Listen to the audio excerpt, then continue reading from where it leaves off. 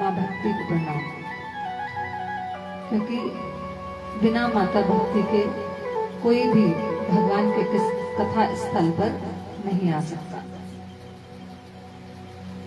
कथा का आज चतुर्थ दिवस, बड़ी कृपा भगवान की कि भगवान ने हमारी कथा निर्विघ्न 3 दिनों की पूरी करी और आगे भी ऐसे ही पूरी करे भगवान।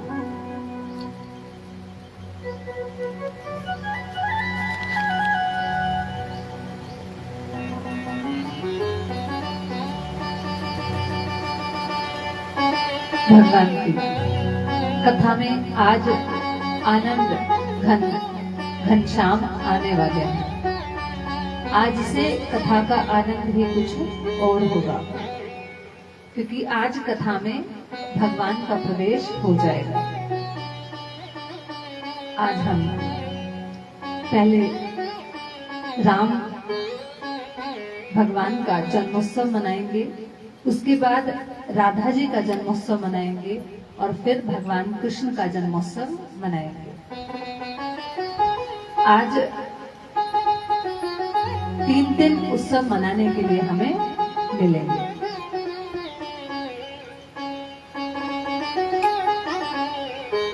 भगवान की कथा इतनी अनंत है कि कभी भी समापन नहीं हो सकता, केवल कथा को विश्राम दिया जाता है।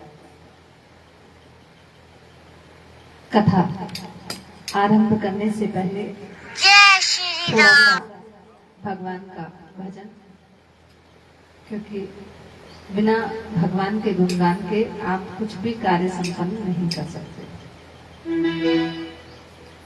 एक तू ही मेरा जग बेगाना, कन्हैया मेरी लाज रखना। एक तू ही मेरा जग बेगाना, कन्हैया मेरी लाज रखना।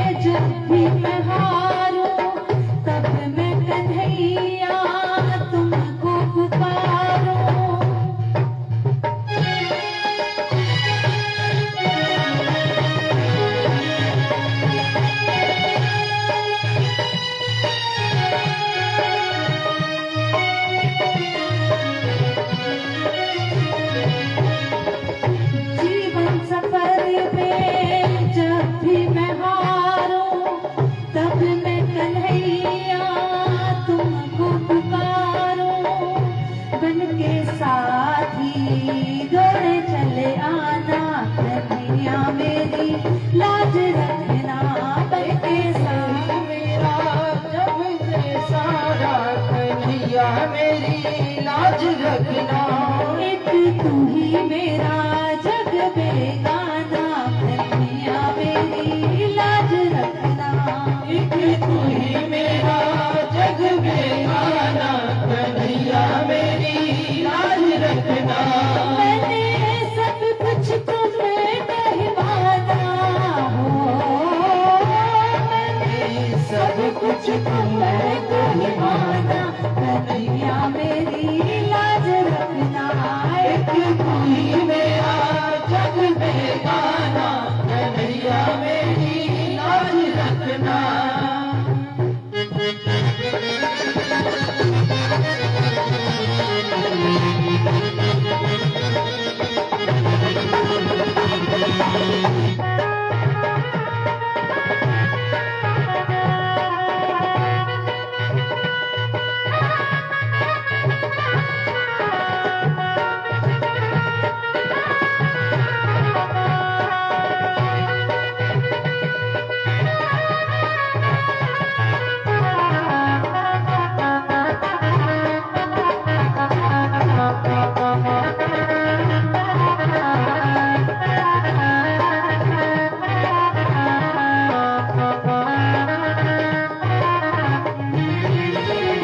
झूठे भरोसे दुनिया दिलाए, वक्त पे कोई काम ना आए। झूठे भरोसे दुनिया दिलाए, वक्त पे कोई काम ना आए। माधव रखना जाना करके बहाना, कन्हैया मेरी लाज रखना। एक तू ही मेरा जग बेगाना, कन्हैया मेरी लाज रखना। एक तू ही मेरा जग बेगाना, कन्हैया मेरी लाज रखना।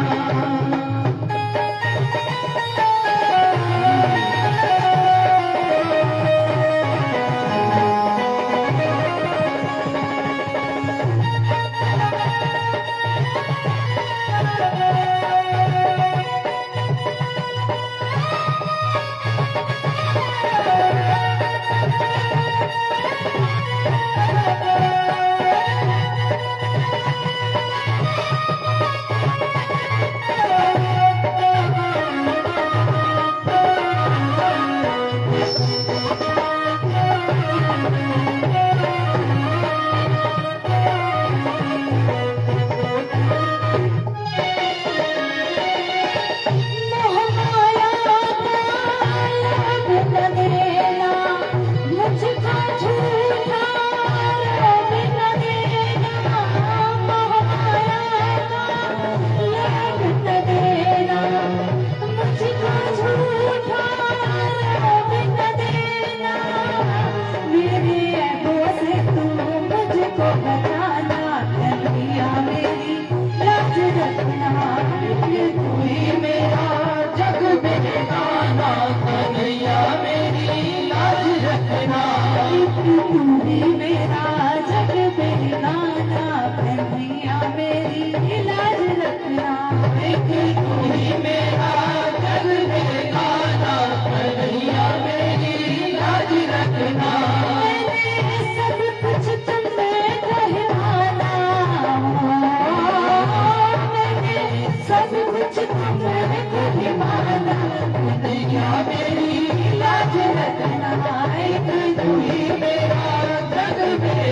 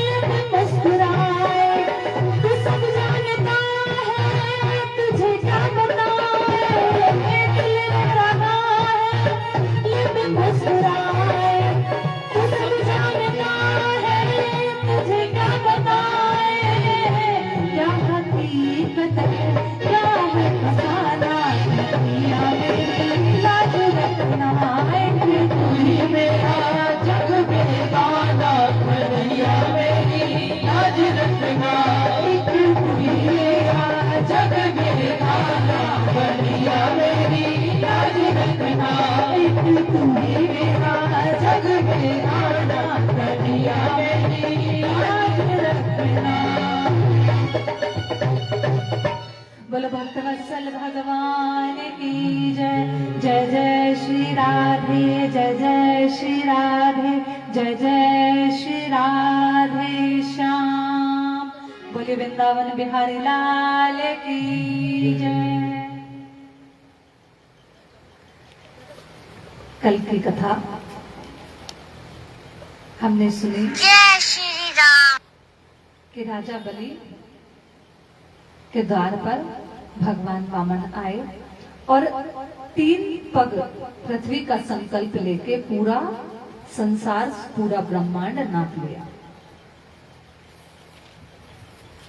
जिस समय भगवान वामन ने बलि से कहा कि बलि, हमें केवल 3 पग पृथ्वी चाहिए, तुम हमें 3 पग पृथ्वी तप करने के लिए दे दो। उस समय राजा बलि ने कहा, ब्राह्मण देवता, 3 पग पृथ्वी कितनी होती है? आप कोई राज्य मांग लीजिए, धन वैभव मांग लीजिए, क्योंकि आप हमारे इतने बड़े यज्ञ में आए हैं और आप केवल 3 पग पृथ्वी मांग रहे हैं। देखो, मांगना भी सामने वाले की हैसियत देख के चाहिए।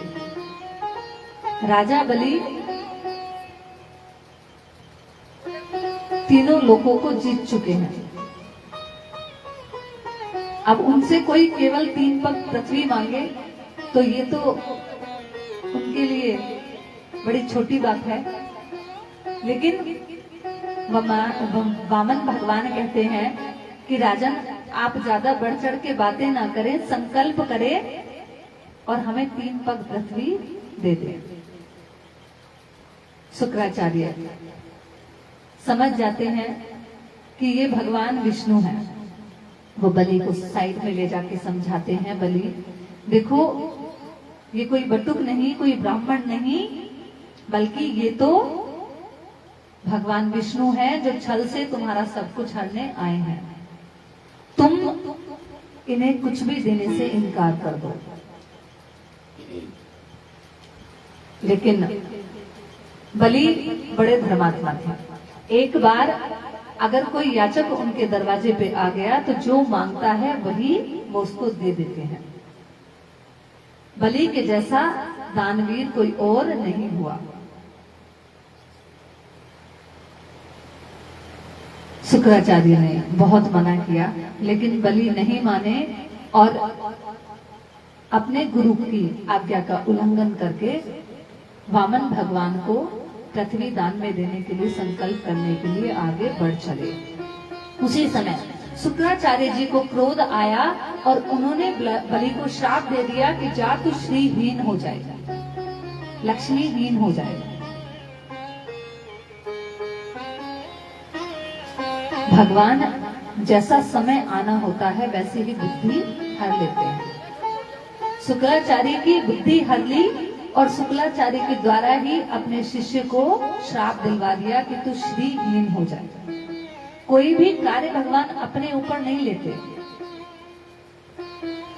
किसी की मृत्यु होनी हो तो उसके लिए कई कारण बन जाते हैं।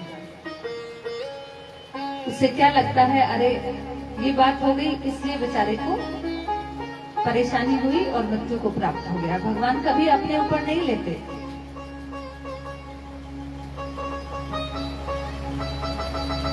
शुक्राचार्य वहां से अंतर ध्यान हो जाते हैं। बलि महाराज संकल्प लेने के लिए जैसे ही सागर उठाते हैं, एक छेद वाला लोटा उठाते हैं जल लेने के लिए, तो शुक्राचार्य देखते हैं कि किस प्रकार भी मानता नहीं, तो शुक्राचार्य सूक्ष्म रूप धारण करके उस लोटे की टोटी के अंदर बैठ जाते हैं, जिससे जल बाहर नहीं निकलता। भगवान वामन एक तिनका उठाकर उस छेद में डालते हैं, जिससे शुक्राचार्य जी की एक आंख फूट जाती है और वो वहां से हटके बाहर चले जाते हैं। जल बाहर आता है, बलि संकल्प करते हैं और भगवान को कहते हैं, प्रभु मैंने संकल्प लिया, अब आप 3 पग पृथ्वी ले लीजिए। भगवान जैसे ही पृथ्वी नापने के लिए अपना आकार बढ़ाना आरंभ करते हैं, विराट स्वरूप धारण कर लेते हैं। बोलिए वामन भगवान की जय हो। विराट स्वरूप धारण करने के बाद भगवान अपना पैर उठाते हैं और पूरे ब्रह्मांड को एक ही बार में नाप लेते हैं। जिस समय भगवान अपना पैर उठाते हैं तो उनके अंगूठे का नख फट जाता है, जिससे गंगा जी की धारा बह निकलती है। बोलो गंगा मैया की जय हो। ये गंगा जी की धारा आकाश मंडल में समा जाती है। इसके बाद भगवान एक पग में पूरी पृथ्वी नाप लेते हैं, यानी तीनों लोगों को भगवान 2 पग में ही नाप लेते हैं। अब बलि के पास देने के लिए कुछ भी नहीं बचा। तब भगवान कहते हैं, बलि हमने तो 2 पग में ही तुमसे सब कुछ ले लिया, अब बताओ तुम हमें क्या दोगे। बलि ने कहा, प्रभु अभी मैं बाकी हूं, अभी आपका सेवक बाकी है। और ऐसा कहकर बलि भगवान के चरणों में बैठ जाता है और भगवान अपना तीसरा पग बलि के सिर पर रख देते हैं।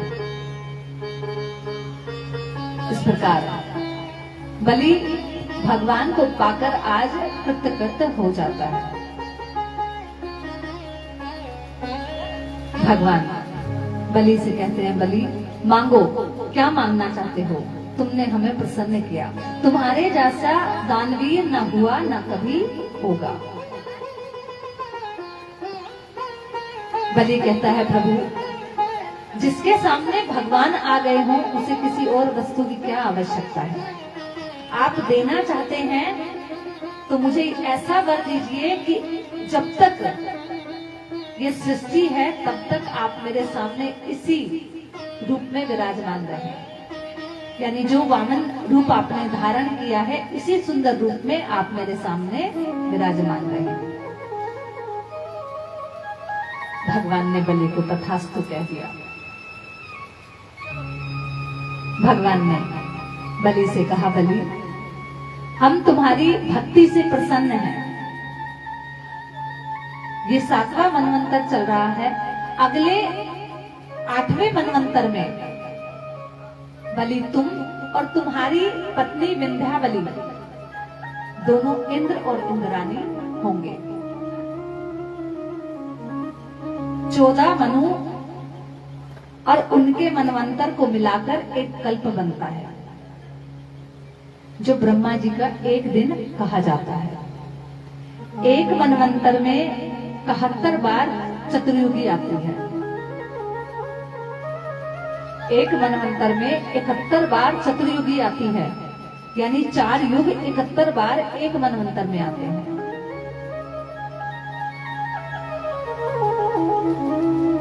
ये 7वां मनवंतर चल रहा है। 8वां मनवंतर जो आएगा उसमें जो बलि और बलि की पत्नी है वो दोनों इंद्र और इंद्रानी बन जाएंगे। भगवान ने बलि से कहा, बलि तब तक के लिए तुम पाताल में जाकर सभी राक्षस जाति को ले जाकर बस जाओ और हम वहीं तुम्हारे राज्य के द्वारपाल बनकर ऐसे ही खड़े रहेंगे जब तक कि ये सृष्टि समाप्त नहीं होती, ये मनवंतर समाप्त नहीं होता। आज भी भगवान बलि के द्वारपाल बने हुए हैं वामन रूप में। भगवान जब कृपा करते हैं तो स्वयं को भी अपने भक्त को अर्पण कर देते हैं। भक्त तो हुए ही हैं भगवान के ऐसे, पर भगवान भी कम नहीं। भगवान अपने भक्तों के अधीन हैं, अपने भक्तों पे सब कुछ न्यौछावर कर देते हैं। बोल भक्त वत्सल भगवान की जय। जय जय श्री राधे, जय जय श्री राधे, जय जय श्री राधे श्याम।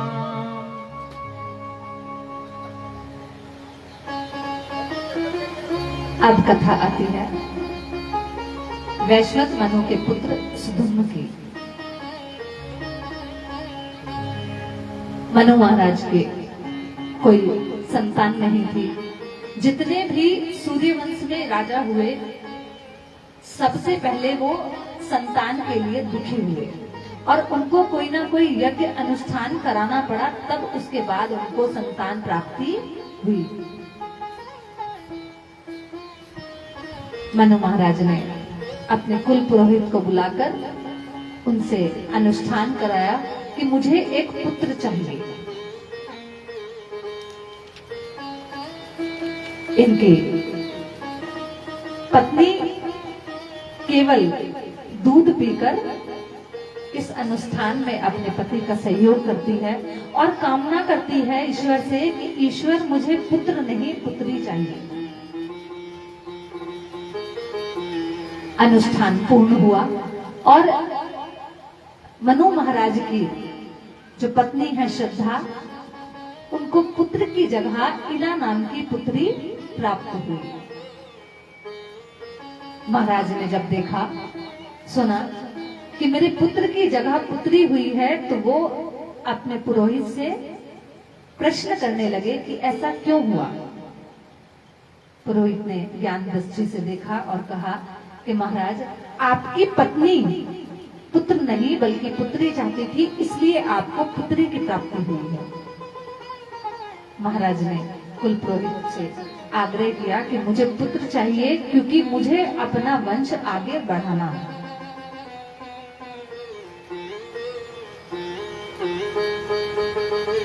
इन्होंने दोबारा से यज्ञ किया, भगवान शंकर की प्रार्थना की और उस इला नाम की पुत्री को सुदुम्न नाम का राजकुमार बना दिया। बोलो भक्त वत्सल भगवान की जय। आज के वैज्ञानिक तो जेंडर चेंज करके ऐसा करते हैं, पहले मंत्रों के द्वारा ही ऐसा संभव हो जाता था, भगवान की कृपा से ऐसा संभव हो जाता था। ये इला नाम की कन्या पुत्र में परिवर्तित हो गई। सुदुम्न बड़ा ही श्रेष्ठ आज्ञाकारी पुत्र हुआ। एक दिन ये सज धज के शिकार खेलने के लिए वन में गया। बोल भक्त वत्सल भगवान की जय। सबका ध्यान कोई भी आता है ना, उसकी तरफ चला जाता है बस।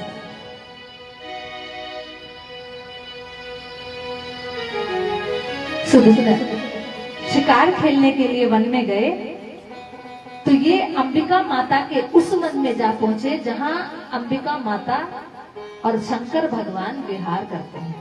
वो उनकी एकांत भूमि है।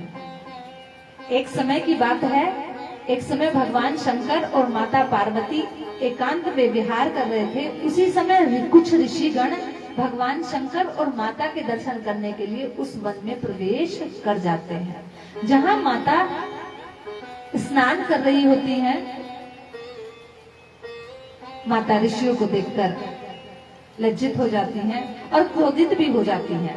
तभी भगवान शंकर माता पार्वती को प्रसन्न करने के लिए उनको वरदान देते हैं कि आज के बाद इस वन में जो भी पुरुष आएगा वो स्त्री के रूप में बदल जाएगा।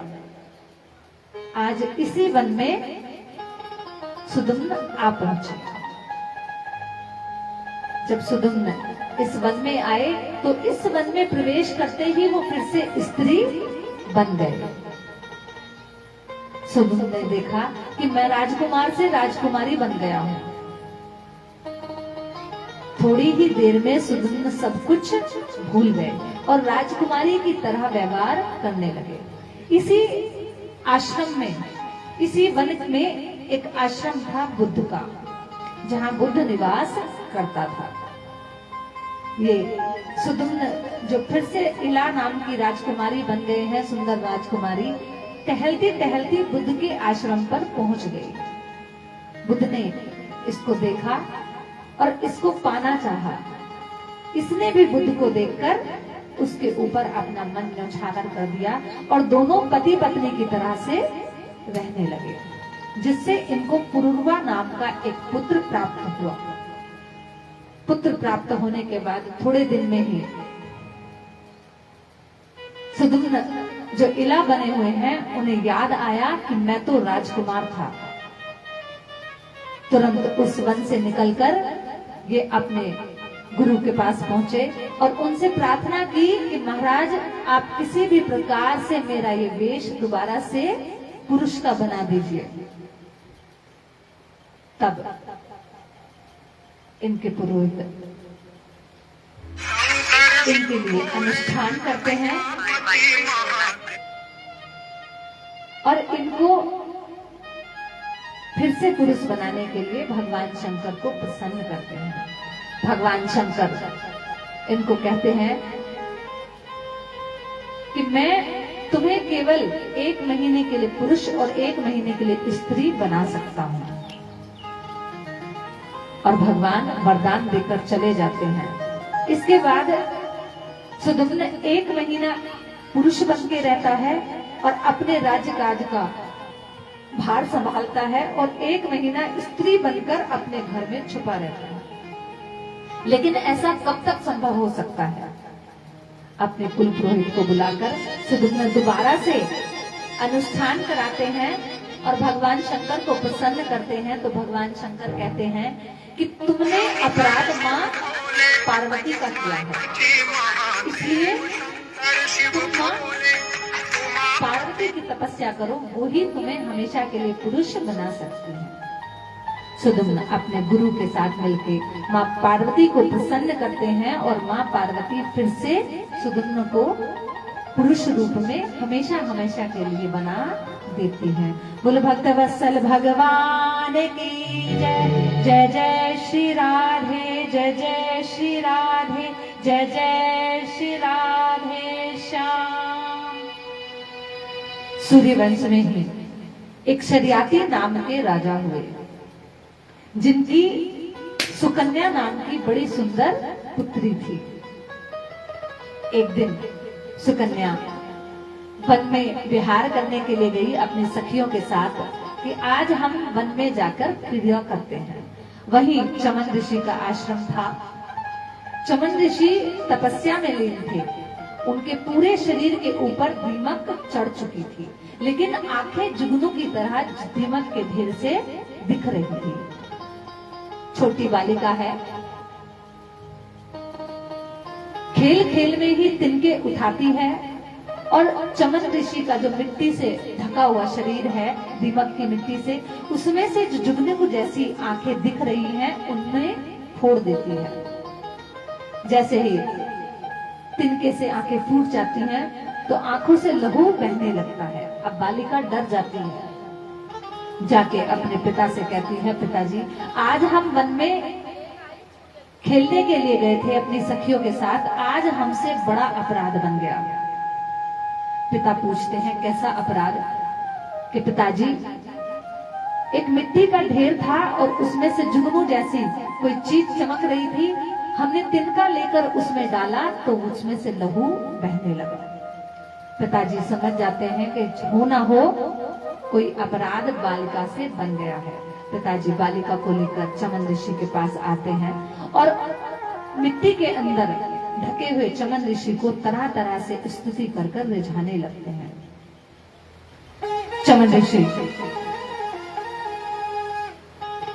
मिट्टी की परतें हटाकर बाहर आते हैं और कहते हैं, राजन आपकी बालिका से तो अपराध हो गया, लेकिन हमारा तो जीवन ही नष्ट हो गया। बिना आंखों भला जीवन कैसा? आप बताइए हमारा ध्यान कौन रखेगा और कौन हमारे इस जीवन को पार लगाएगा? महाराज शरियाती चमन ऋषि से क्षमा मांगते हुए अपनी कन्या को दासी रूप में उन्हें दे देते हैं। चमन ऋषि कन्या के साथ विवाह करके उस वन में रहने लगते हैं।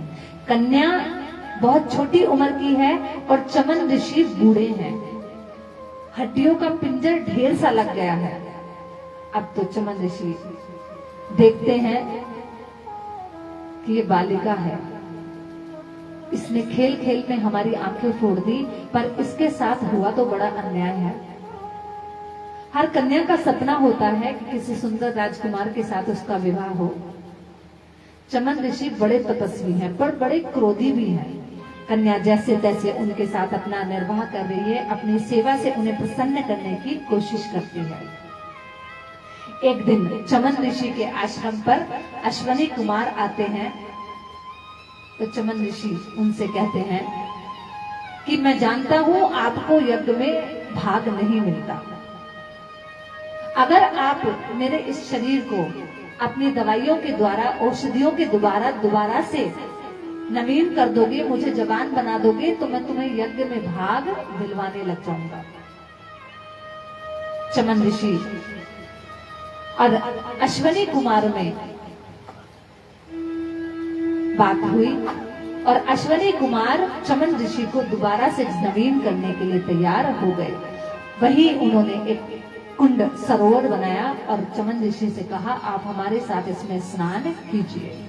और जैसे ही चमन ऋषि उन दोनों अश्वनी कुमारों के साथ स्नान करते हैं तो तीनों पीतांबरधारी अलंकृत शोभायत नवीन जवान युवक बनके उस कुंड के अंदर से निकलते हैं।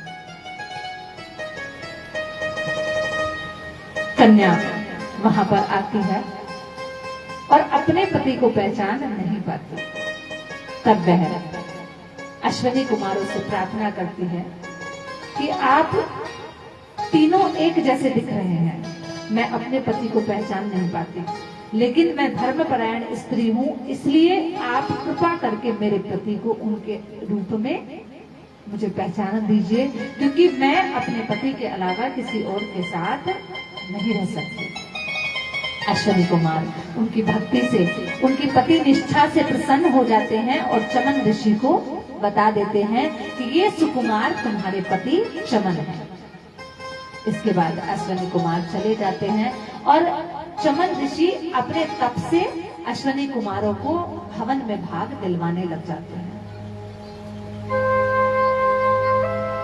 इसके बाद एक दिन शर्याती राजा अपनी पुत्री से मिलने के लिए वन में आते हैं तो देखते हैं कि बूढ़े चमन की जगह एक नवीन हष्ट पुष्ट जवान युवक उनकी पुत्री के साथ हंसी ठिठोली कर रहा है। वो अपनी पुत्री से कहते हैं, तुझे जरा भी लज्जा नहीं आई? तूने इतने अच्छे कुल में जन्म लेकर भी कुल का नाम डुबो दिया। तूने बूढ़े पति को अपने योग्य ना समझ के किसी दूसरे पराये पुरुष के साथ संबंध बना लिया। पुत्री उठ के पिता को प्रणाम करती है और कहती है, पिताजी आप मुझे गलत समझ रहे हैं, ये आपके जमाता चमन ऋषि ही हैं। इसके बाद चमन ऋषि शर्याती राजा को प्रणाम करते हैं और कहते हैं, महाराज आपकी पुत्री सत्य कहती है, इसकी निष्ठा के कारण ही आज मैं इस शरीर को प्राप्त कर पाया हूं। ऐसे ऐसे भगवान के भक्त हुए जिन्होंने भगवान की सेवा पूजा से अपने जीवन को धन्य किया। बोलो भक्तवत्सल भगवान की जय। जय जय श्री राधे, जय जय श्री राधे, जय जय श्री राधे श्याम। इसी वंश में राजा युष्मान हुए जिनके पुत्र नहीं था और उन्होंने अपने गुरुदेव को बुला के अनुष्ठान करवाया। जिस जगह पर अनुष्ठान हो रहा था उसी जगह पर राजा को धरती पर शयन करना था अकेले ही। एक दिन राजा को रात्रि में प्यास लगी और जो अनुष्ठान का घड़ा था मंत्रों से अभिमंत्रित करके रखा गया था, उसी घड़े के पानी को उठाकर राजा पी जाते हैं और गर्भवती हो जाते हैं, क्योंकि वो घड़ा उनकी रानी के लिए था। सुबह ऋषि मुनि जो यज्ञ इत्यादि हवन अनुष्ठान कर रहे थे वो आते हैं और राजन से पूछते हैं, राजन ये घड़ा खाली कैसे हुआ? राजन सारी कथा सुनाते हैं कि रात्रि में मुझे प्यास लगी और मैंने जल ग्रहण कर लिया। तब ऋषिगण राजा युष्मान को समझाते हैं कि ये घड़े का पानी तो केवल तुम्हारी पत्नी के लिए था, अब इस घड़े का पानी पीने से तुम्हें गर्भ रह जाएगा। समय की प्रतीक्षा कीजिए, देखते हैं आगे क्या होता है। 9 महीने बाद राजा को एक बड़ा ही सुंदर पुत्र होता है और वो है राजा की गद्दी पे आसीन होता है। भगवान के मंत्र अनुष्ठानों में इतनी शक्ति होती है कि जो आज दूसरे देशों में हो रहा है वो हमारे देश में पहले ही हो चुका है। भारत देश, भारत भूमि इतनी महान है, यहाँ के ऋषि मुनि इतने महान हैं कि आज का विज्ञान भी हमारे ऋषि मुनियों के सामने फेल है। बोलो भक्त वत्सल भगवान की जय। जय जय श्री राधे, जय जय श्री राधे, जय जय श्री राधे श्याम। राधे श्री राधे। बोले बाके बिहारी लाल की जय।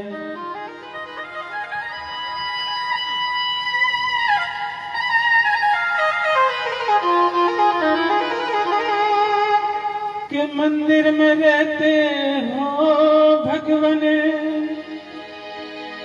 कभी बाहर आया जाया करो, मैं रोज तेरे घर आता हूँ, कभी तुम भी मेरे घर आया करो। वो मेरी बीती उमरिया सारी, मेरी बीती उमरिया सारी, बुला लो बुला लो बुला लो वृंदावन गिरधारी, बुला लो वृंदावन गिरधारी, बुला लो वृंदावन गिरधारी, बुला लो वृंदावन गिरधारी। मेरी प्रीति उमरिया सारी, मेरी प्रीति उमरिया सारी, बुला लो बुला लो बुला लो वृंदावन गिरधारी, बुला लो वृंदावन गिरधारी, बुला लो वृंदावन गिरधारी, बुला लो वृंदावन गिरधारी।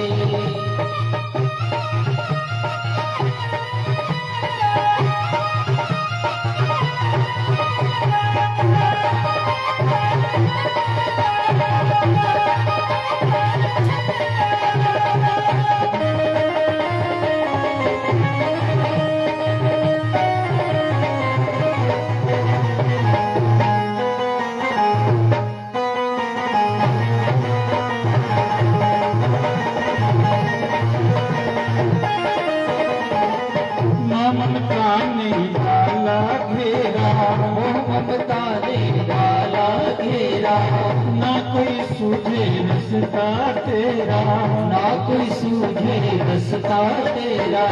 ममता ने डाला घेरा, ना सूझे रस्ता तेरा।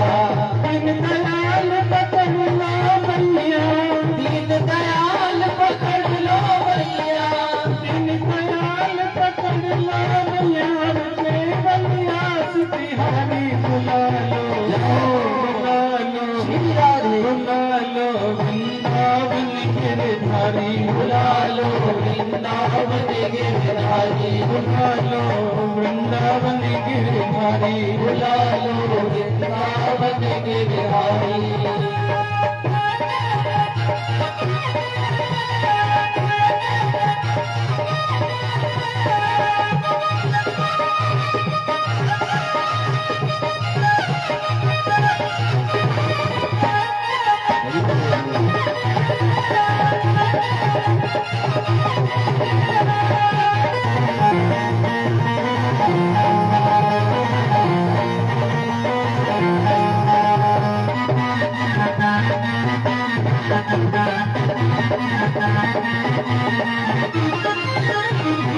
करुणा करो मेरे नटनागर, करुणा करो मेरे नटनागर, जीव जीवन की मेरी खाली गाय, जीवन की मेरी खाली गाय, करुण करो मेरे नट नागर, मेरे नट नागर, जीवन की मेरी खाली गागर, जीवन की मेरी खाली गागर, अपनी दया का सागर भर दो, अपनी दया का सागर भर दो, अपनी दया का सागर भर दो, मैं हमारी शरण तिहारी बुला लो, बुला लो, बुला लो वृंदावन गिरधारी, बुला लो वृंदावन गिरधारी, बुला लो वृंदावन गिरधारी, बुला लो वृंदावन गिरधारी।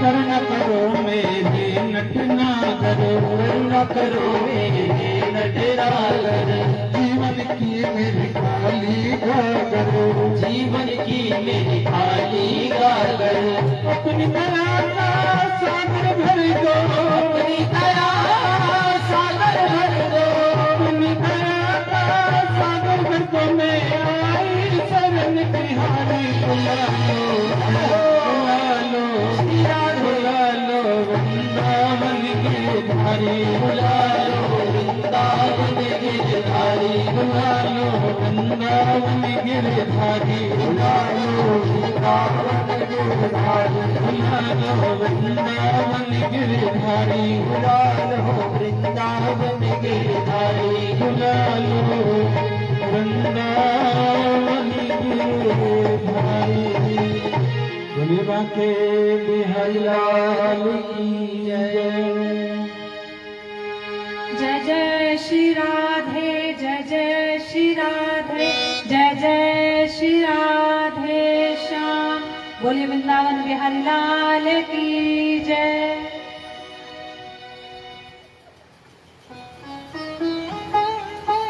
जो हम कथा आज सुन रहे हैं, ये भगवान श्री राम के वंश में ही उत्पन्न हुए हैं।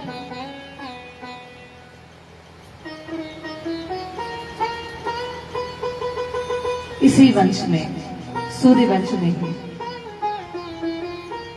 राजा अमरीश हुए, जो भगवान के बड़े ही प्यारे भक्त थे। एकादशी का व्रत बड़े नियम और तप से किया करते थे। 10वीं से ही जल ग्रहण नहीं करते थे और द्वादशी होने पर ही जल ग्रहण किया करते थे। एक समय की बात है, राजा अमरीश ने भगवान का एकादशी का व्रत रखा था।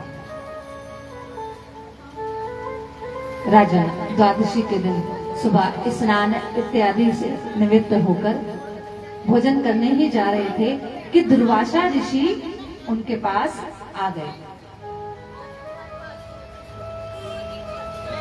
जैसे ही राजा अमरीश ने देखा कि दुर्वासा ऋषि आए हैं, वो खड़े होकर पहले उन्हें प्रणाम करते हैं और कहते हैं, प्रभु आइए भोजन ग्रहण कीजिए। दुर्वासा ऋषि ने कहा कि अभी हम स्नान ध्यान करके आते हैं, उसके बाद भोजन करेंगे। दुर्वासा ऋषि भोजन करने के लिए चले जाते हैं। अब दुर्वासा ऋषि को थोड़ा अधिक समय लग जाता है और द्वादशी तिथि का भी क्षय होने वाला है, त्रयोदशी लगने वाली है। कहा जाता है द्वादशी का, एकादशी का व्रत जो है वो द्वादशी में ही पारायण कर लेना चाहिए, त्रयोदशी नहीं लगनी चाहिए।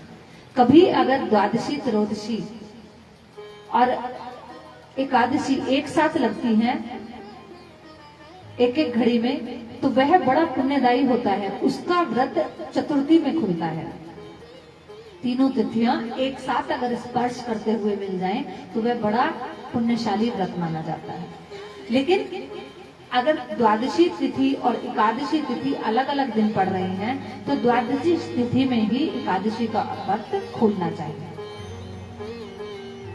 अम्बरीश महाराज बड़े धर्म संकट में पड़ गए कि मैंने दुर्वासा ऋषि को न्योता दे दिया है और ब्राह्मण को न्योता देने के बाद ब्राह्मण से पहले भोजन नहीं करना चाहिए।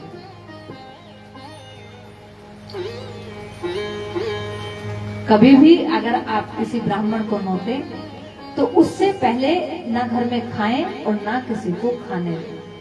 पहले ब्राह्मण खाएगा, उसके बाद आप खाएं। ये ब्रह्म का अपमान माना जाता है, भगवान का अपमान माना जाता है कि आप ब्राह्मण को नोत दें और उसके बाद अपने घर में छूटन कर लें। दुर्वासा ऋषि ने थोड़ा समय लगा दिया। अम्बरीश ऋषि धर्म संकट में पड़ गए। एक ही घड़ी द्वादशी तिथि की बची है तो वो अपने पुरोहित को बुलाकर उनसे सलाह करते हैं कि मुझे क्या करना चाहिए, क्योंकि मैं दुर्वासा ऋषि के भोजन करने से पहले भोजन नहीं कर सकता। लेकिन शास्त्रों में लिखा गया है कि अगर आप भोजन की जगह जल भी ग्रहण कर लेते हैं तो वह भी अन्न की श्रेणी में ही आता है। ब्राह्मणों ने कहा, महाराज आप धर्म संकट में हैं, इसलिए आप अपने, कई बार आपने देखा होगा कि कुछ जैन धर्म के अनुयायी इस तरह से हाथ करते हैं और हाथ में यहाँ जो जगह बन जाती है उसमें जल डाल के उसे पी लेते हैं। अम्बरीश ऋषि ने ऐसा ही किया और 2 बूंद जल लेकर अपने व्रत को खोल लिया ताकि धर्म भी बच जाए और उनके व्रत का पारायण भी हो जाए।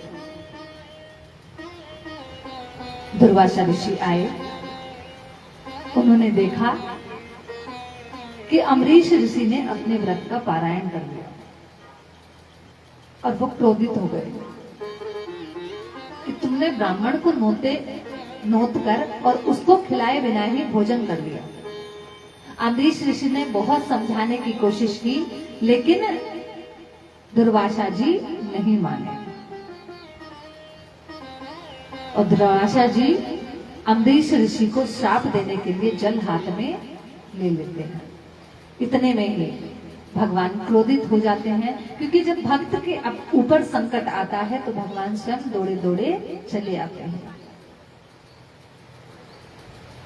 भगवान आते हैं और अपना चक्र दुर्वासा ऋषि के ऊपर छोड़ देते हैं कि आज मैं तुम्हें सबक सिखाऊंगा। तुम मेरे भक्त को बिना वजह ही परेशान कर रहे हो, आज मैं तुम्हें जीवित नहीं छोड़ूंगा। चक्र दुर्वासा ऋषि के पीछे लग जाता है। दुर्वासा ऋषि आगे आगे और चक्र पीछे पीछे। सारे ब्रह्मांड में कोई भी रक्षक नहीं है। दुर्वासा ऋषि ब्रह्मा जी के पास जाते हैं, मेरी रक्षा कीजिए, लेकिन कोई भी रक्षा करने के लिए तैयार नहीं होता, क्योंकि भगवान के भक्त से बड़ा कोई नहीं होता।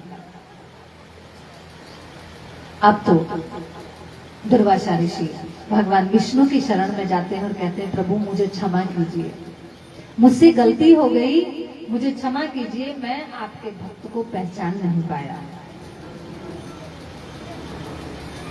तब भगवान कहते हैं कि मैं तुम्हें क्षमा क्या करूंगा, तुमने अपराध मेरे भक्त का किया है तो मेरे अपराधी तुम मेरे भक्त के हो, मेरे भक्त से क्षमा मांगो। दुर्वासा ऋषि अम्बरीश ऋषि के चरणों में जाकर बैठ जाते हैं और कहते हैं, मुझे क्षमा कर दो, मुझसे गलती हो गई, मैं तुम्हारा अपराधी हूं, मैं तुम्हें श्राप नहीं दूंगा, तुम भगवान के इस चक्र से मेरी रक्षा करो। अम्बरीश ऋषि भगवान के चक्र पे हाथ जोड़कर उन्हें प्रणाम करते हैं और कहते हैं आप वापस भगवान के पास लौट जाइए। ये ऋषि हैं, इनसे कोई अपराध नहीं हुआ, मुझसे गलती हुई है। तब भगवान अपना चक्र वापस लौटा लेते हैं। ऐसे ऐसे सूर्यवंश में भगवान के भक्त हुए जिन्होंने भगवान को विवश कर दिया कि वो भगवान अपने भक्तों के लिए अपना स्थान छोड़कर आ जाते हैं। बोलो भक्तवत्सल भगवान की जय। जय जय श्री राधे, जय जय श्री राधे, जय जय श्री राधे श्याम। इसी वंश में राजा भगीरथ हुए। इनकी कथा सुनने से पहले हम भगवान राम की वंशावली सुनेंगे कि भगवान राम के वंश में कौन कौन से राजा हुए और किस किस ने क्या क्या किया। ब्रह्मा जी से मारीच हुए, मारीच से कश्यप हुए, कश्यप से विश्वान हुए और विश्वान से हुए वैश्वत मनु। वैश्वत मनु से इक्ष्वाकु हुए, जिनकी आपने सुनी होगी कथा कि उन्हीं के नाम पे भगवान राम के वंश का नाम इक्ष्वाकु वंश पड़ा।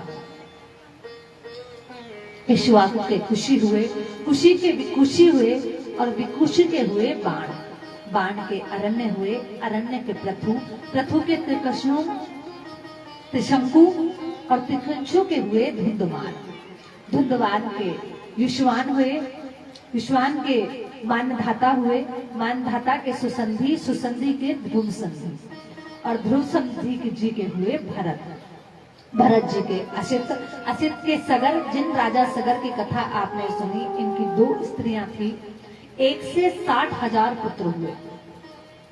लेकिन सबने अपराध किया, ऋषि का अपराध बना और सभी उस अपराध की ज्वाला से जल के भस्म हो गए।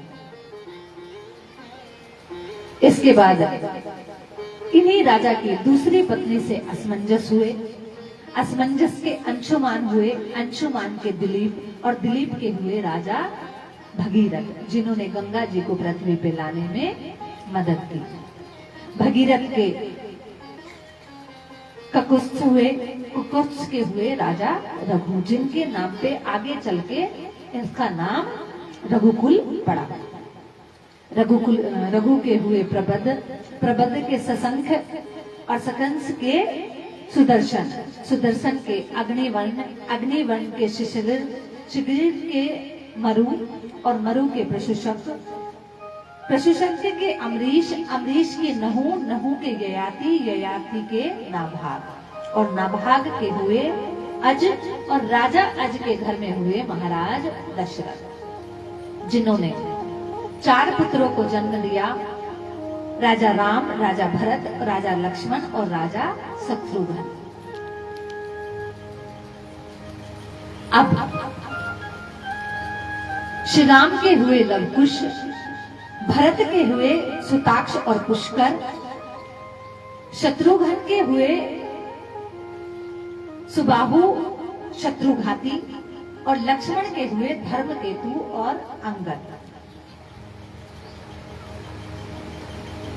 यहां तक की वंशावली मैंने आपको सुनाई।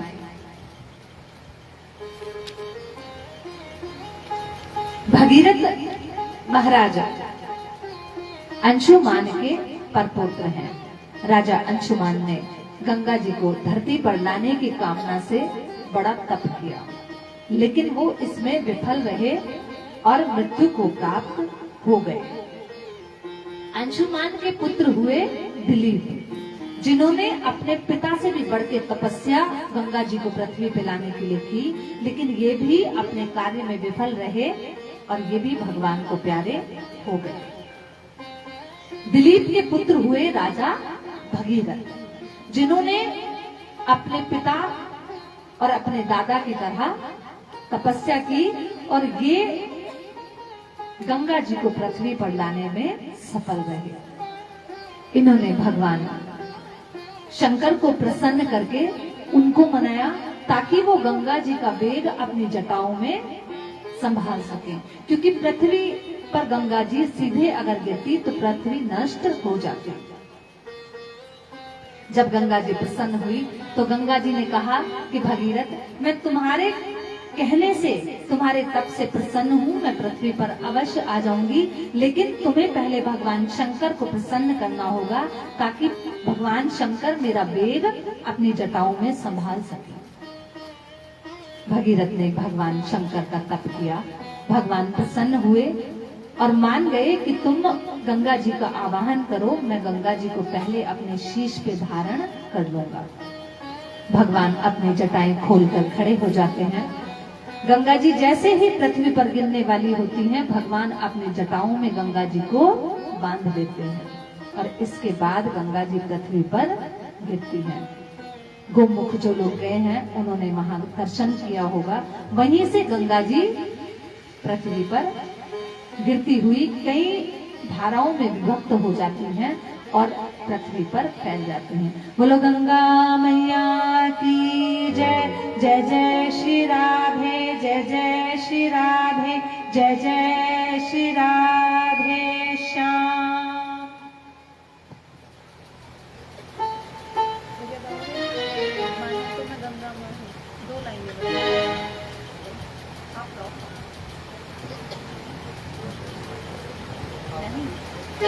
मानो तुम गंगा माँ हो, ना मानो तो बहता पानी।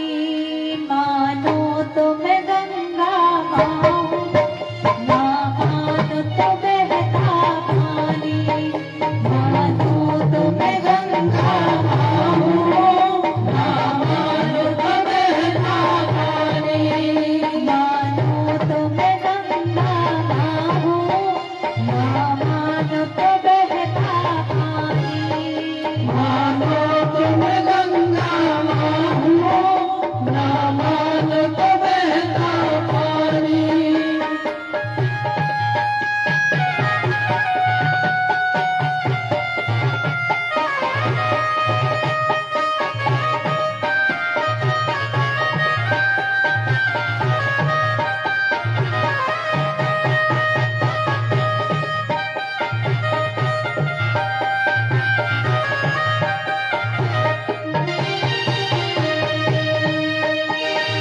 युग युग से मैं बहती आई, नील गगन के नीचे। युग युग युग से मैं बहती आई, नील गगन के नीचे। सदियों से मेरी धारा धरती को यूं सींचे। यहाँ से मेरी धारा धरती को यूं सींचे। जो स्वर्ग को दी धरती को,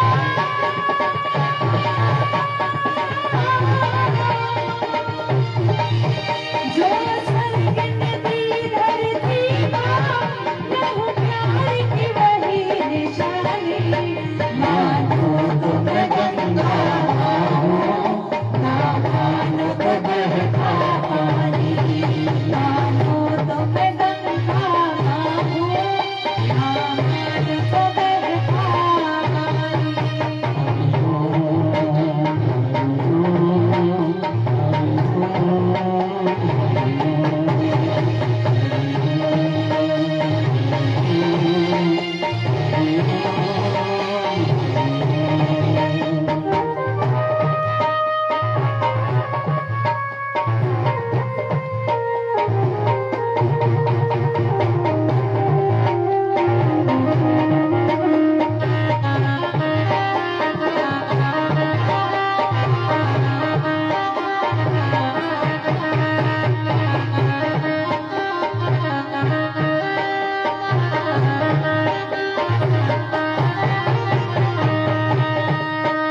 कोई न जग करे मेरे दिल में।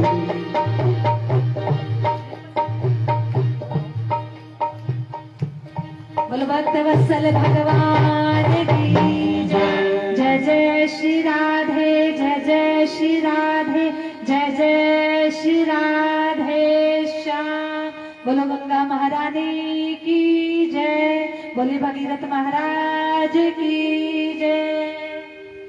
इस प्रकार गंगा जी पृथ्वी पर अवतरित होती हैं और पृथ्वी पर रहने वाले सभी जीवों का उद्धार करते हैं।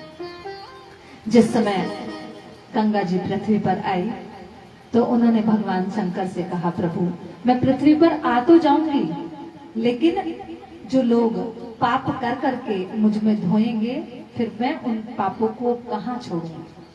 तब भगवान ने पृथ्वी माता को, गंगा माता को आश्वासन दिया कि जितने भी संत पुण्य कर्म करके तुम पे स्नान करेंगे, जो दोष तुम्हें लगेगा वो दोष छूट जाएगा। एक समय की बात है, नारद जी पृथ्वी पे आते हैं, रमणीक गंगा जी का जल देखते हैं। गंगा जी सामने प्रकट होकर नारद जी को प्रणाम करते हैं। नारद जी देखते हैं कि सारा शरीर उज्जवल है, लेकिन माँ के चरण काले हैं। क्यों? क्योंकि जो पाप हम करते हैं वो माँ के चरणों में समा जाते हैं, जिससे माँ के पैर काले पड़ जाते हैं। नारद जी आए, माँ को प्रणाम किया और प्रणाम करके आज्ञा मांगी कि मैं जल में स्नान कर लूं। आज्ञा पाकर नारद जी गंगा जी में स्नान करते हैं और जैसे ही लौटकर आते हैं और गंगा माता को दोबारा प्रणाम करते हैं तो देखते हैं उनके चरण फिर से उज्जवल हो गए। तब नारद जी इस आश्चर्य का कारण गंगा माता से पूछते हैं। तब गंगा माता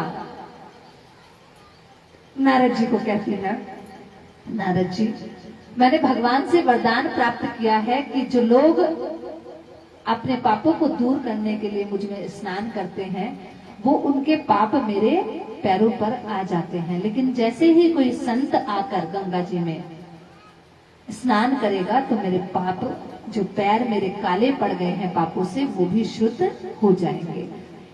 इसीलिए इस बार जो कुंभ पड़ा उसका इतना महात्म्य था, क्योंकि गंगा जी जो लोगों के पाप धो धो कर मैली हो जाती हैं उसको शुद्ध करने के लिए देश भर के, बल्कि संसार भर के, क्योंकि आप जब कुंभ गए होंगे तो आपने ऐसे ऐसे संतों को देखा होगा जिनको आप केवल कुंभ में ही देख सकते हैं।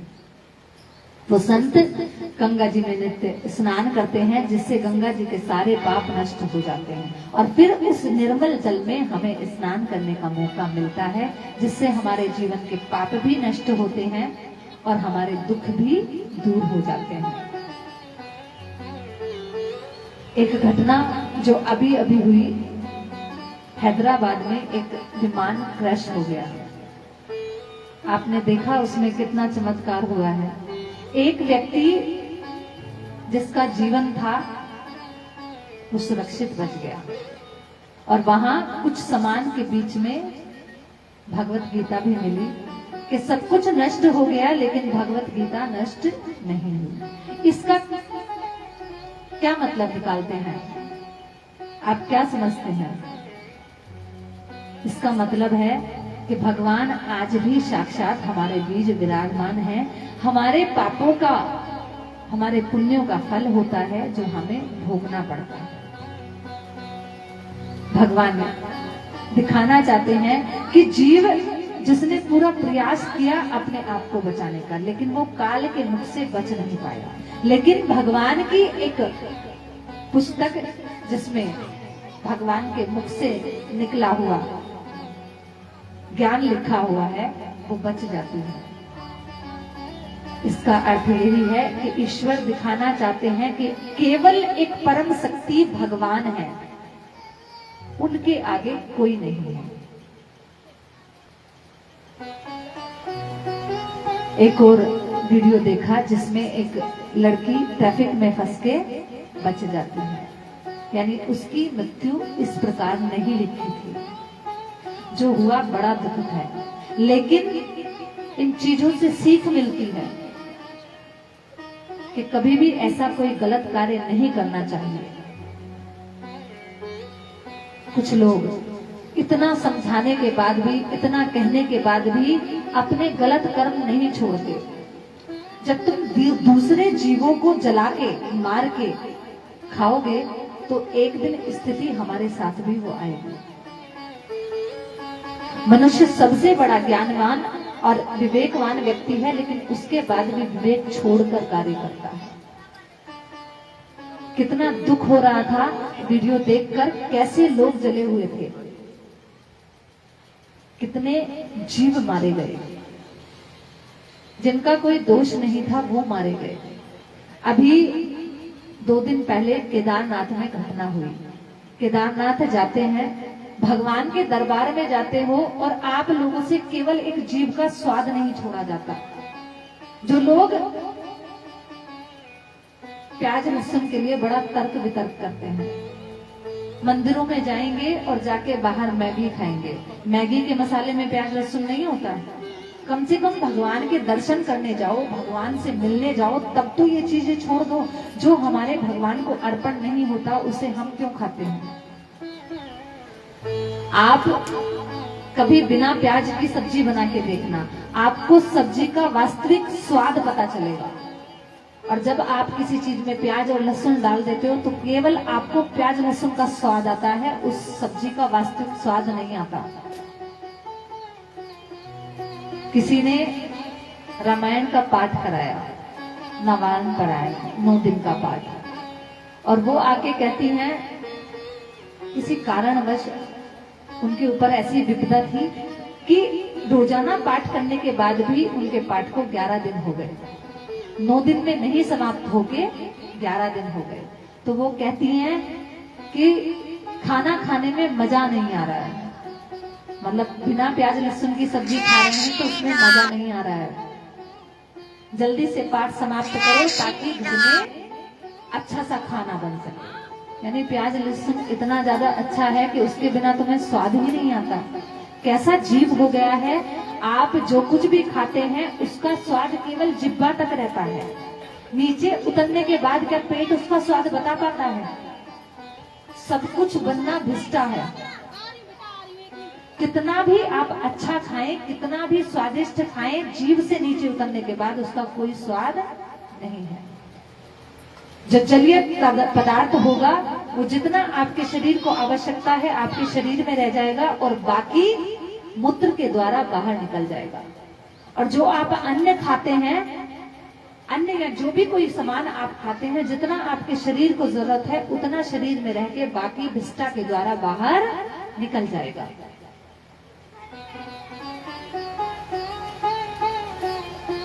लेकिन फिर भी हम अपनी जिह्वा के इतना कंट्रोल में रहते हैं कि अभक्ष पदार्थ जो भगवान पे नहीं चढ़ाए जाते वो हम भक्षण करते हैं। आप दूसरे जीवों को मारोगे तो आपको भी तो वैसा भोगना पड़ेगा ना।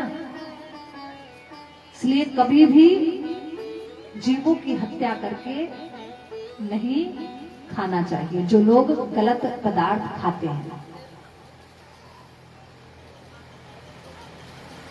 खाएंगे उटपटांग और जाएंगे मंदिरों में दर्शन करने, भगवान हमारी रक्षा करना। तो भगवान तुम्हारी रक्षा कहां से करेंगे बताओ? भगीरथ प्रयास करते हैं और गंगा माता को पृथ्वी पर जीवों के उद्धार करने के लिए ले आते हैं। इसके बाद कथा आती है भगवान के जन्म। भगवान श्री राम का जन्म रघुकुल में हुआ। महाराज दशरथ के कोई संतान नहीं थी। उन्होंने संतान पाने के लिए यज्ञ कराए और इसके बाद यज्ञ भगवान प्रसन्न हुए और एक खीर का दोना लेकर अग्नि से प्रकट हुए। महाराज दशरथ को दोना देकर यज्ञ भगवान कहते हैं आप अपनी रानियों में इसको बराबर बराबर बांट दो। महाराज दशरथ सबसे पहले ये खीर का दोना कौशल्या को देते हैं क्योंकि कौशल्या माता सबसे बड़ी है। कौशल्या माता इस खीर के 2 हिस्से कर लेती हैं और दूसरा हिस्सा कैकेयी को दे देती हैं। सुमित्रा मैया सबसे छोटी हैं। दोनों माताएं मिलके अपने खीर में से सुमित्रा माता को आधा आधा भाग दे देती हैं, जिससे मां कौशल्या के भगवान राम जन्म लेते हैं और कैकेयी माता के भरत जन्म लेते हैं। जो 2 हिस्से दोनों रानियों ने मां सुमित्रा को दिए, उससे लक्ष्मण और शत्रुघ्न जन्म लेते हैं। बोलो सियावर रामचंद्र भगवान की जय। जय जय श्री राधे, जय जय श्री राधे, जय जय श्री राधे श्याम। जिस जिसको भी भगवान के प्रकट होने की स्तुति आती है वो सभी गाएंगे, क्योंकि भगवान की स्तुति गाने से सारे पाप नष्ट हो जाते हैं। भय प्रगट कृपाला दीन दयाला कौशल्या हितकारी हर्षित मेहतारी मुनि मनवारी अद्भुत रूप विचारी लोचन अभिरामा तनु बन श्यामा निज आयुध भुज चारी भूषण बटमाला नैन विशाला शोभा सिंधु फरारी कही कोई कर जोरी स्तुति तोरी केहि विधि करो अनंता माया गुण ज्ञानातीत अपाना वेद पुराण अनंता करुणा सुख सागर सब गुण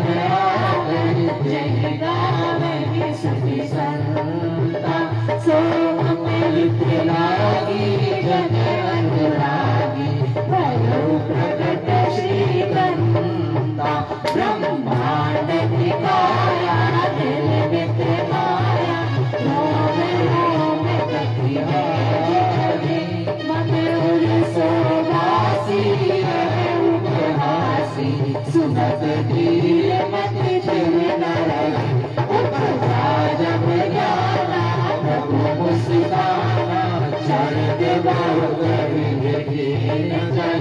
कई कथा सुहाई मात बुझाई जय प्रकार सुख प्रेम माता गुनि बारी सोमति धारी रजौता रूपा की शिशु लीला अति प्रियशीला यह सुख परम लोभा सुनि वचन सुजाना रोदन भावा होई बालक सुन भोगा यह चरित जगावनि हरि पथ पावनि तेन परई भगपूरा गुरुदेव सुर संत हिते लीन मनुज अवतार निज इच्छा निर्मित तनो माया गुण अपार सियावर राम जय जय राम तेरे प्रभु राम जय जय राम मंगल भवन मंगलहारी कृष्ण सहित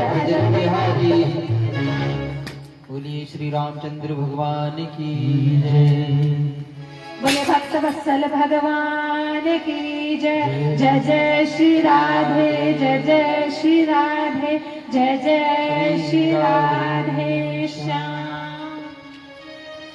भगवान राम, लक्ष्मण, भरत और शत्रुघ्न तीनों का जन्म हो जाता है।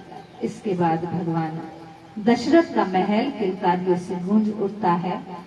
धीरे धीरे बालक बड़े हो जाते हैं और गुरु उनको अपने साथ अपने आश्रम पढ़ाने के लिए ले जाते हैं। गुरु रह गए पढ़न रघुराई, अल्पकाल विद्या सब आई। गुरु के घर से पढ़ने के बाद जैसे ही चारों भाई लौटकर आते हैं, गुरु विश्वामित्र उनके पास आते हैं और अपनी सहायता करने के लिए राम और लक्ष्मण को वन ले जाते हैं। गुरु विश्वामित्र ने राम और लक्ष्मण को ही क्यों मांगा? क्योंकि वो जानते हैं कि अब भगवान की ख्याति का समय आ गया है। भगवान छोटे से समय में ही अब ऐसी लीलाएं करेंगे जिससे उनकी ख्याति चारों ओर फैल जाएगी। वन में जाकर भगवान तरह तरह के राक्षसों का वध करते हैं, ताड़का का उद्धार करते हैं, मारीच इत्यादि को भी अपने धाम को पहुंचा देते हैं। और इसके बाद भगवान विश्वामित्र के साथ दोनों भाई जनकपुर पहुंच जाते हैं, जहां जाकर मां सीता के स्वयंवर में भगवान शंकर भगवान के धनुष को भंग करके मां सीता को वरण कर लेते हैं। बोलिए सियावर रामचंद्र भगवान की जय। मां सीता जी भगवान राम के गले में वरमाला पहना देती हैं। इसके बाद महाराज जनक अयोध्या न्योता भेजते हैं कि आप बारात लेकर आ जाइए और अगर आपको ठीक लगे तो चारों भाइयों का चारों बहनों के साथ विवाह संपन्न जय करें। श्री राम। उसी सभा में परशुराम जी आ पहुंचते हैं और क्रोधित होते हैं कि ये धनुष किसने तोड़ा। जहां लक्ष्मण भैया परशुराम जी के साथ वाद विवाद करते हैं। इसके बाद भगवान राम परशुराम जी को उनकी स्मृति में अपने दर्शन कराते हैं। परशुराम जान जाते हैं कि राम साक्षात भगवान विष्णु के पूर्ण अवतार हैं, क्योंकि परशुराम जी भी भगवान के अंश अवतार कहे गए हैं।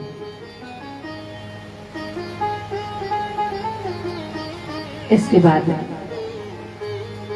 अयोध्या से सुंदर बारात सज के जाती है और चारों भाइयों का चारों बहनों के साथ विवाह संपन्न हो जाता है।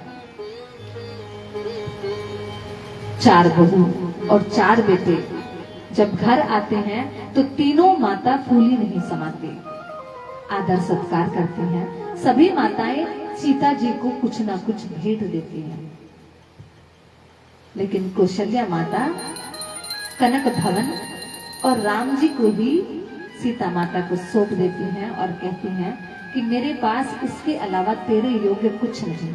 आज से ये घर तेरा है, राम जी तेरे हैं और मैं भी तेरी मैया हूं। तुझे जैसे संभालना है तो इस घर को संभाल ले। यहीं से एक अच्छे घर की शुरुआत होती है।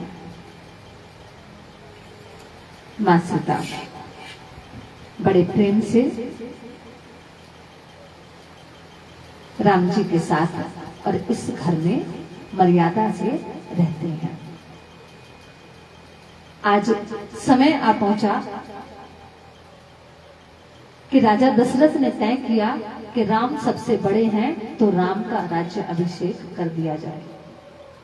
सबसे ज्यादा प्रसन्न के कई माता है कि आज मेरे राम का राज्य अभिषेक होगा, लेकिन समय परिस्थिति कुछ भी करवा सकती है। एक क्षण के अंदर सब कुछ बदल गया। एक समय की बात है जब राम जी छोटे थे तो मां कैकेयी राम जी को भात खिला रही थी। राम जी ने कहा, मैया क्या तुम मेरा एक प्रिय कार्य कर सकती हो? मां ने कहा, लल्ला तू मांग के तो देख, तू प्राण मांगे तो मैं तुझे प्राण दे दूं। तू मुझे भरत से कहीं जगह प्यारा है। राम जी ने कहा, मैया इसके लिए तुझे दुनिया के ताने सुनने पड़ेंगे, इसके लिए तुझे अपना सुहाग देना पड़ेगा। माँ ने कहा कि तुझसे ऊपर मेरे जीवन में कुछ भी नहीं, तू मांग के तो देख। तब राम जी माँ के कई से मांगते हैं कि जिस समय मेरा राज्य अभिषेक हो, तू मेरे लिए 14 वर्ष का वनवास मांग लेना, क्योंकि मैं इस धरती पे सुख भोगने नहीं आया, बल्कि संसार के इन प्राणियों को समझाने आया हूं कि बेटा कैसा होना चाहिए, पति कैसा होना चाहिए, भाई कैसा होना चाहिए, और एक राजा कैसा होना चाहिए। माँ, अगर तू मेरे लिए प्रिय करना चाहती है तो तू जिस समय मेरा राज्य अभिषेक का कार्य घोषित हो, उस समय मेरे लिए वन मांग लेना। मां कैकेयी भगवान को वचन देकर मूर्छित हो जाती है।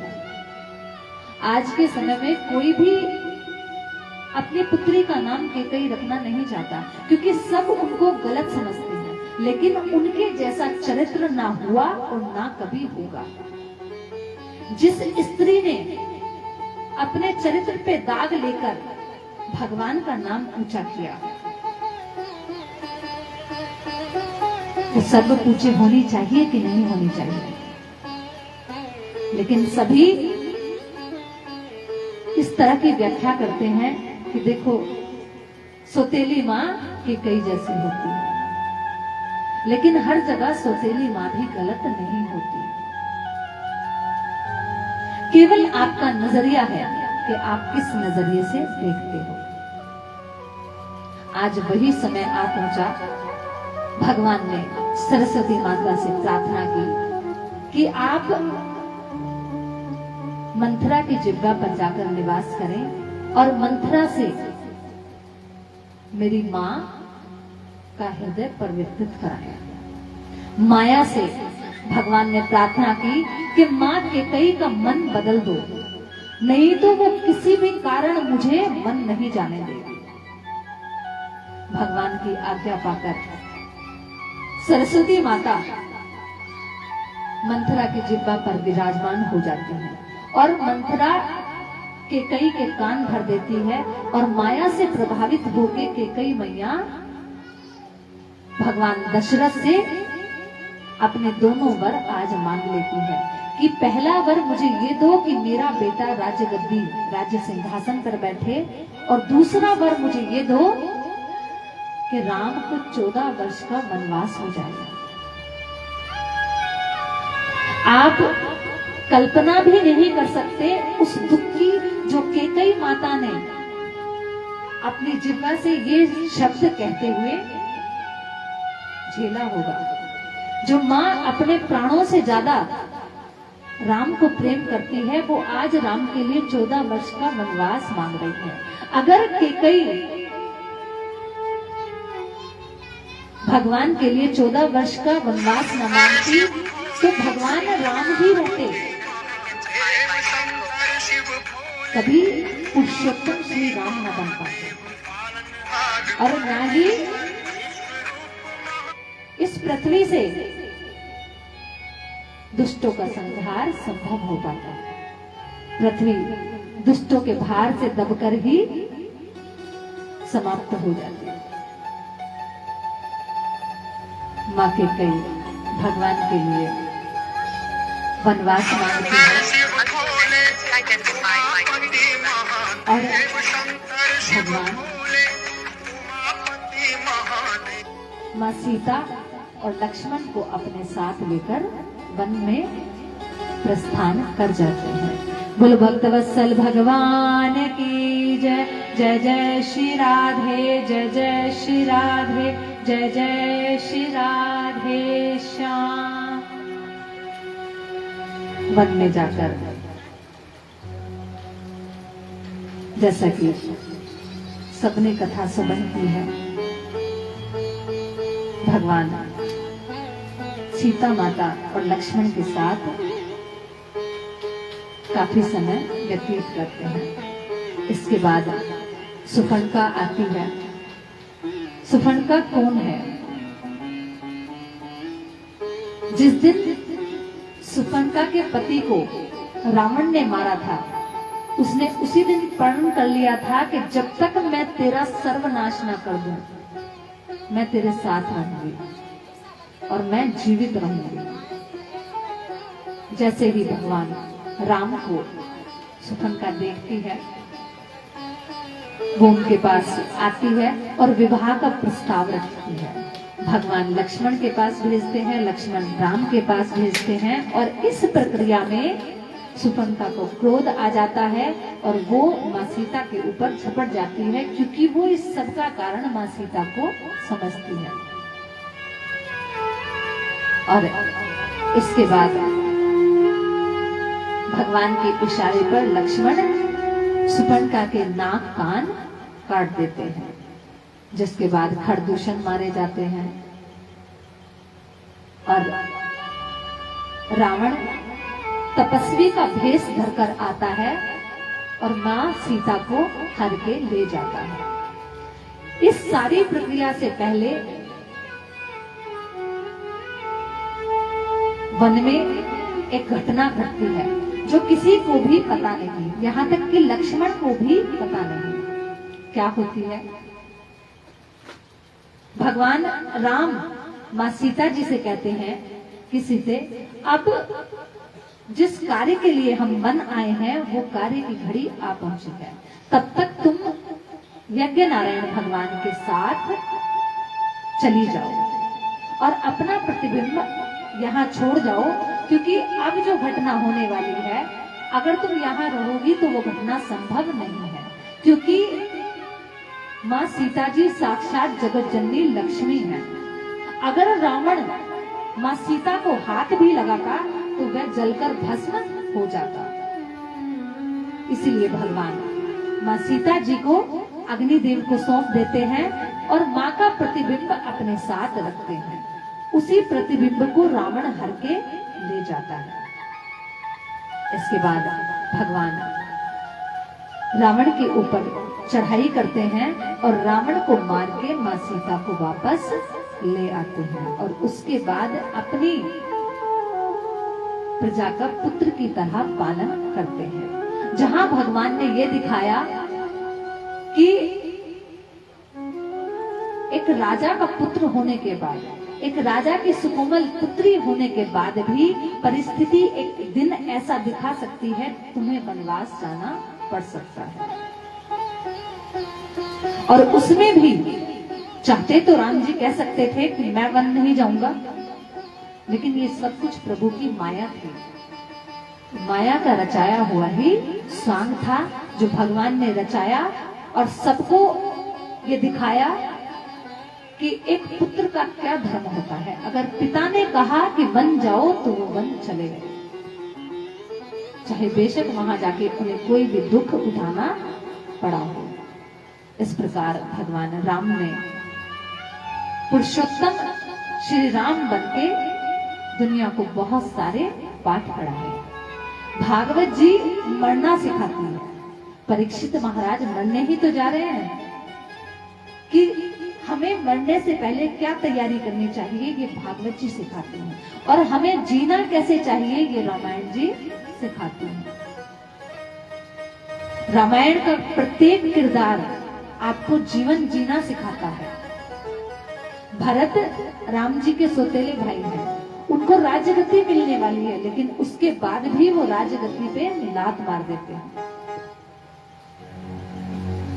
सब कुछ ठुकराकर अपने भाई की तरह राजमहल में रहते हुए भी वनवासी का जीवन व्यतीत करते हैं। क्या गलती थी उर्मिला की? क्या गलती थी मांडवी की? और क्या गलती थी श्रुतकीर्ति की? और क्या गलती थी सीता जी की? सभी वनवासियों के जैसा जीवन व्यतीत करती हैं। इधर माँ सुमित्रा लक्ष्मण जी को कहती हैं कि जब तक तू अपने भाई के साथ वन में रहे तब तक तुझे नींद नहीं लेनी।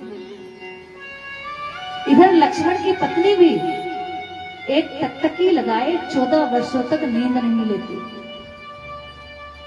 और उधर लक्ष्मण जी भी एक पल के लिए भी आंखें नहीं झपकाते। जब भगवान देखते हैं कि मेरा भाई बहुत ज्यादा थक गया है, तब वो लीलावश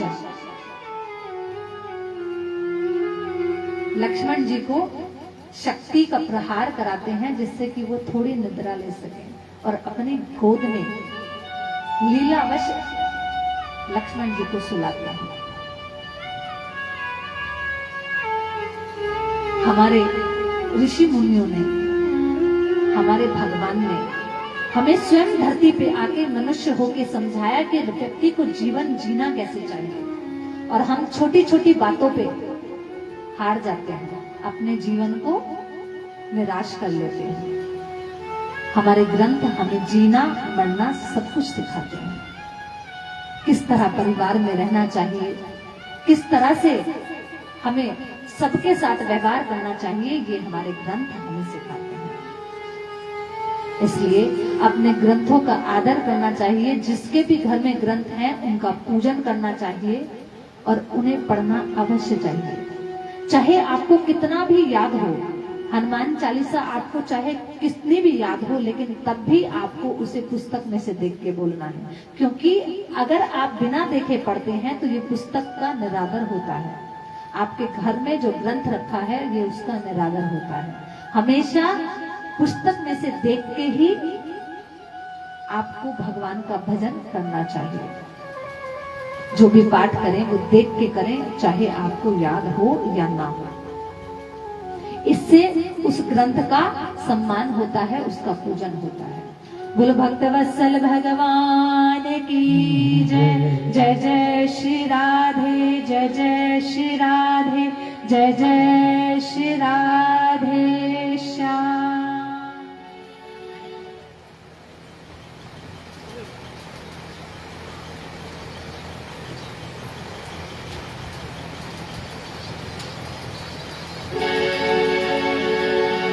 श्री राधे। बोलिए श्री रामचंद्र भगवान की जय। एक बार सभी पुनः जय घोष करें। बोलिए श्री रामचंद्र भगवान की। ये भजन उस समय का है जब भरत जी को पता चलता है कि कैकेयी माता ने महाराज दशरथ जी से 2 वरदान मांगे हैं।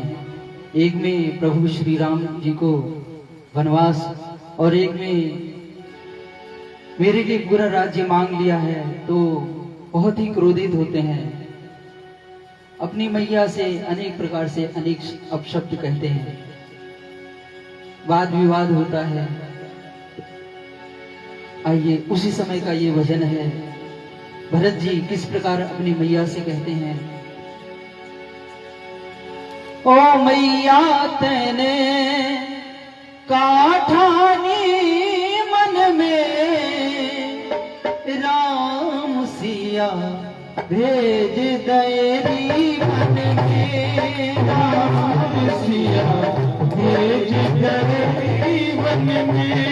ओ मैया तेने काठानी मन में, राम सिया भेज दयरी मन में, राम सिया भेज दयरी मन में।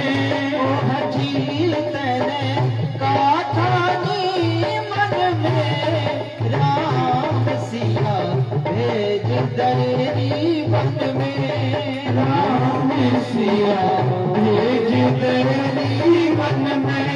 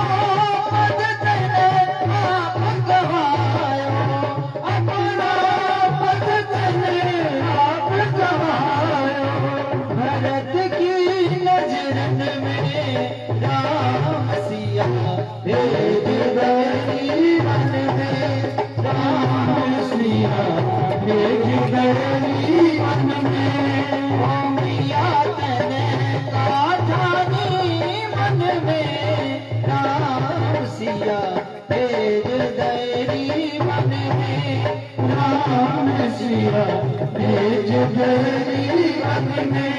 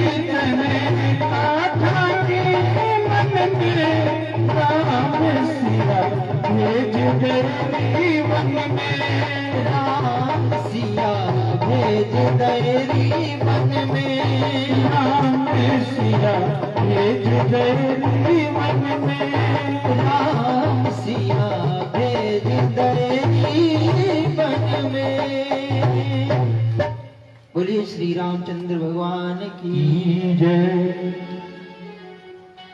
जय जय श्री राधे, जय जय श्री राधे, जय जय श्री राधे श्याम। आपको भजन अच्छा नहीं लगा तो फिर जोरदार तालियां बजाओ मेरी तरफ से भी। पीछे अच्छा नहीं लगा बाबा भजन?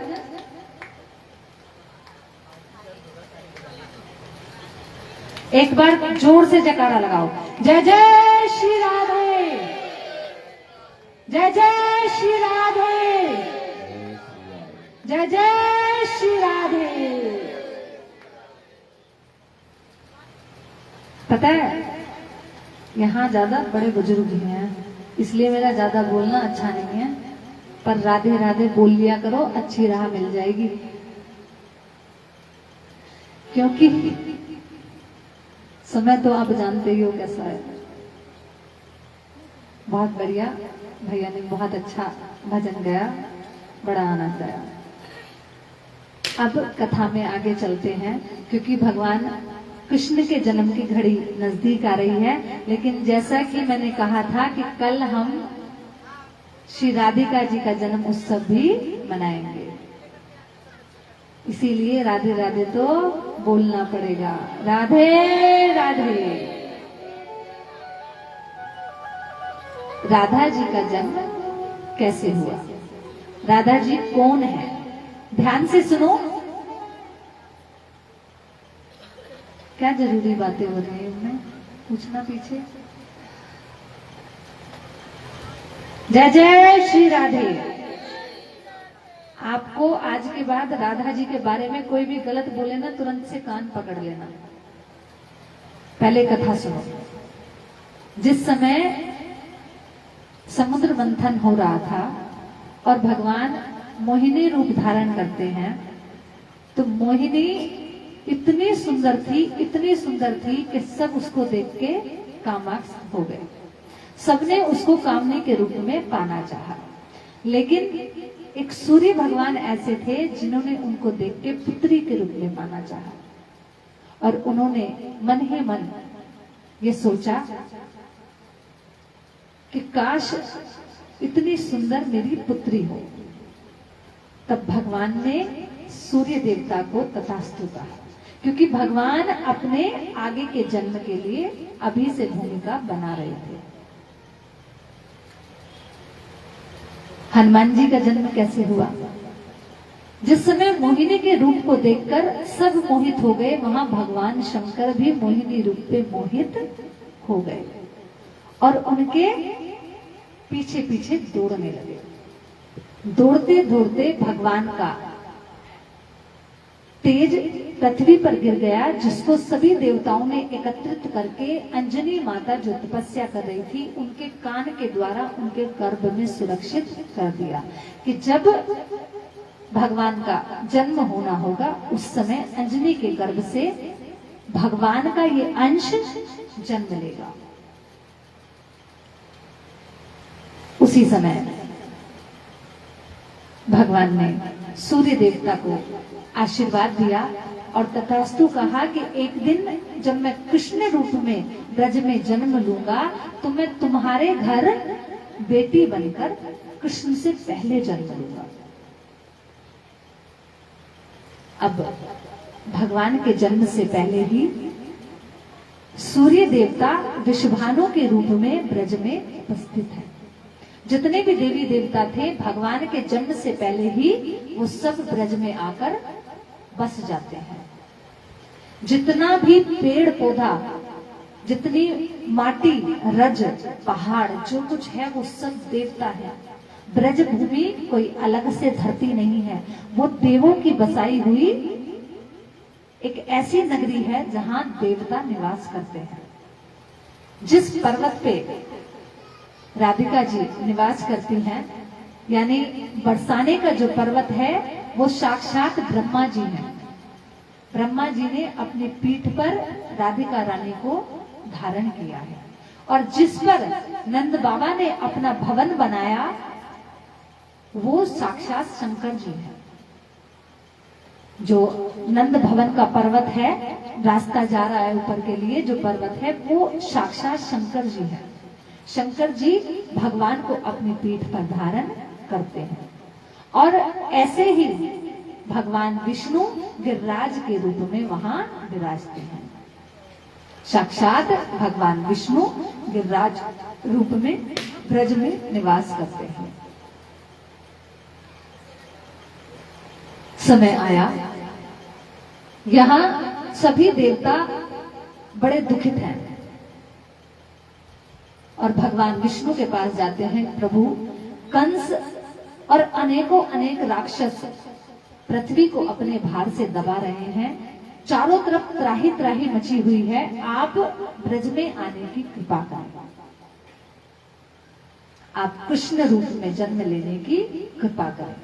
तब भगवान देवताओं को आश्वासन देते हैं कि तुम जाओ और समय आने पर मैं देवकी के गर्भ से उसके 8वें पुत्र के रूप में जन्म अवश्य ग्रहण करूंगा। तभी सूर्य भगवान के पास आते हैं और कहते हैं कि प्रभु, आपने मुझे वचन दिया था